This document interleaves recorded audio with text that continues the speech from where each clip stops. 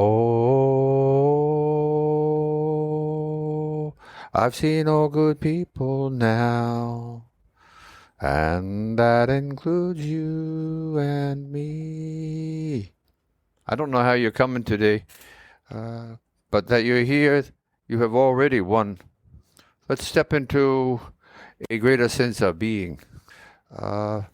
Figuratively, for sure, and maybe literally if you're getting in a comfortable posture while standing up. But most of us, I think, are seated. Some of us are laying down. Whatever you like. Being more aware of your bodily functions, more aware of what you're doing. What are the things that are keeping you alive? Not the things that are making you pretty or your stomach full, but what are the basic mechanisms of life?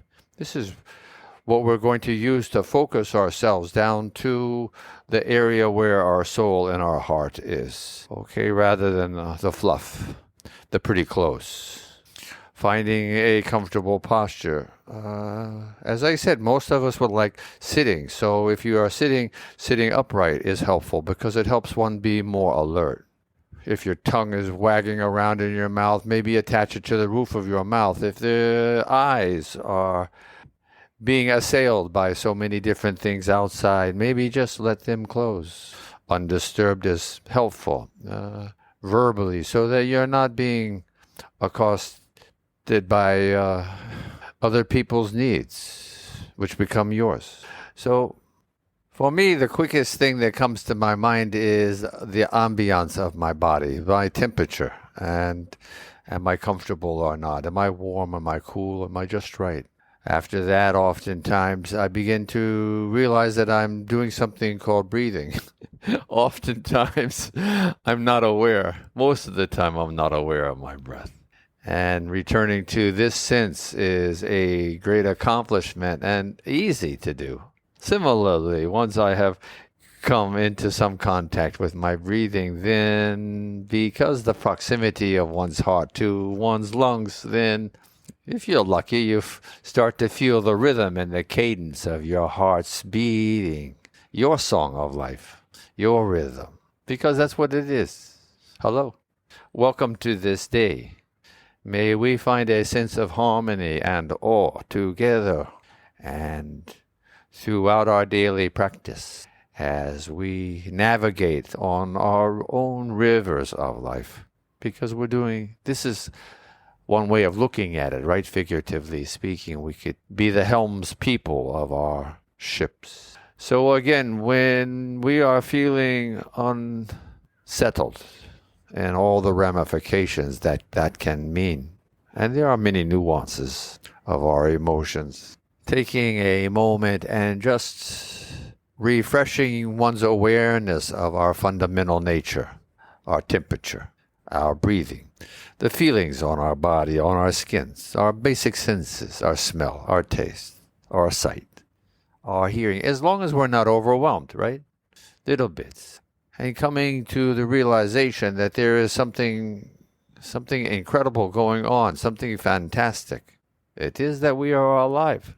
If you follow from your breathing by watching your breath fall and then rise, if you are doing this and you begin to realize there are pauses that change in duration in between, doing this, and when you begin to feel your heartbeat in certain places, no particular places, but in certain places on your body for your uniqueness, for you, and then discover that they are everywhere simultaneously occurring as the blood journeys through our bodies, nourishing and cleaning.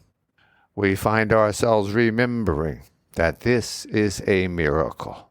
Life. Being in awe of your own creation can be a splendid way to be meditating and mindful, utilizing this knowledge as a tool to see further, to dig deeper into your own being and that of everything else. Remembering comfortable posture, undisturbed, fundamental awareness of one's being, one's blood flowing, one's breath flowing, one's life flowing. And what do we see? What do we have? We have a flowing reality.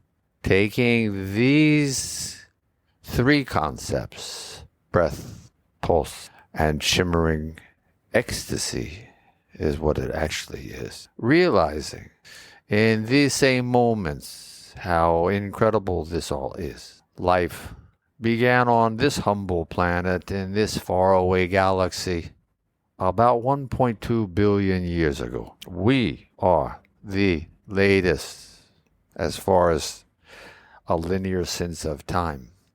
As it is, we are the latest model, the latest innovation, the evolution of life on this orb. Know thyself. When you think about these things, then your essence changes. It is no longer them versus me. It is us, because everyone is related. 99.6% the same. 99.6% the same. So, pretty crazy stuff. Pretty crazy stuff. And just to be aware of, to be in awe about this culmination of being. And then look outside. Go outside in the evening and look at the stars. And imagine the great distances, not only between each star, but from one star in one galaxy to another galaxy, and beyond, and again, and again, and again, and again.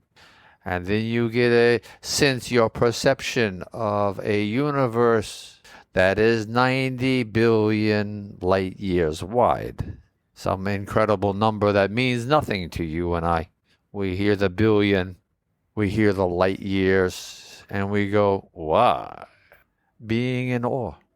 Be in awe of these things. Make it easy to be in awe by looking at the grand of the truth. Be in awe to know that everything that we have just spoken of, everything that we can conceive, is made of the same thing. Right? Think about it.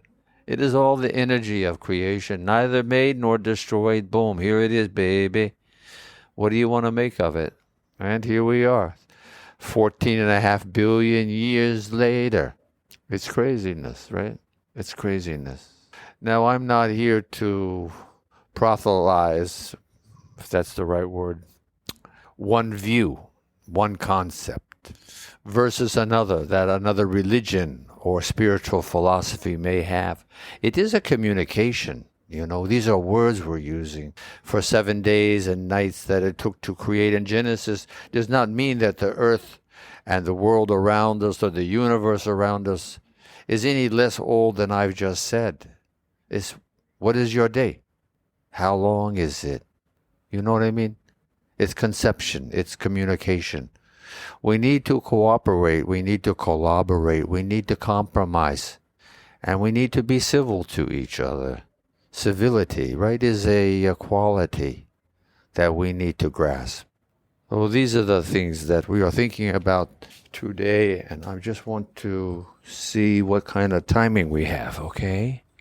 All right, we have a few minutes. I try to keep these short, because if you are following along and in your effort, excuse me, your effort to maintain a sense of awareness on your breath, and on your pulse, and on your shimmering ecstatic being, then it is enough. You are recharged, and you have gained your perspective back.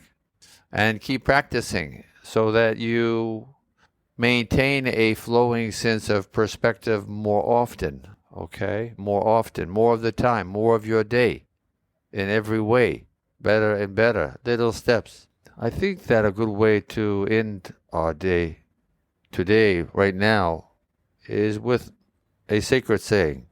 I am here with you. You could say that too, you know. Or you can just say, I am here now. Are we all here now? I think we are. bundles of miracles. That there's no question about. That from one cell 1.2 billion years ago to the trillions of cells that make up our bodies today. From the one cell when your mother and father fertilize an egg, from that one cell, it becomes more than a trillion when you are born. It's inconceivable, all these things. Know them in the back of your heart, in the back of your mind. How awesome, how magnificent, how incredible, how miraculous we are. Saying it with me, I, you, that meaning you, I am here now. We need to be present to feel these things. We need to feel to the depth of our being, as deep as we can, feeling it, allowing it to spread and soothe and become in us a bundle of miracles, proud, awed, and humbled before the immensity of creation.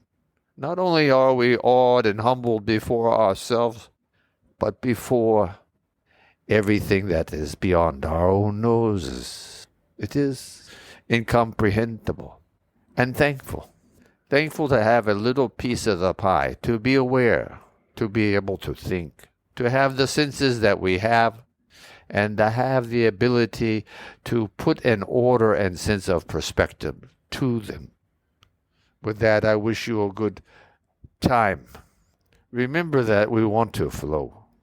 So when you find oneself losing control, flow back to your senses, flow back to your breath, your pulse, your shimmering being. Take a moment and regress. Go back inside, pull in, rebuild, fortify, and then sigh long and rise and look out and guide your ship of life. Namaste. It's a Indian thing from my heart to yours.